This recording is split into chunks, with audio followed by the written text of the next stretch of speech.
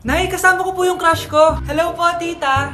Saktong-sakto, nagluto ako ng masarap na pagkain. Talaga po, Nay? Halika dito, kumain muna kayo. Ah, sige po, tita. Oh, ito, masarap yan. Ako nagluto niyan. Mapapadami na lang po kain ko nito, Nay. Ang sarap nga po, tita. Di ba, Bi? Oh, tita, nabubulunan po anak nyo. Anak, anak.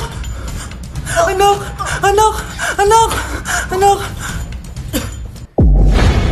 Anak, anong gagawin natin, tita? Tumawag ka ng doktor. Sige po, tita.